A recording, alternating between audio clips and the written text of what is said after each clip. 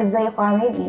معاكم دكتور اسراء عبد الرحمن، درماتولوجيست عند اسيتك سبيشالست ليفلز كلينيك فرع مدينتي. حابه اكلمكم النهارده عن اشهر حاجات اللي بتجيلي في العياده واللي بتكون مؤثره في نفسيتهم جدا، هي حالات الكلف.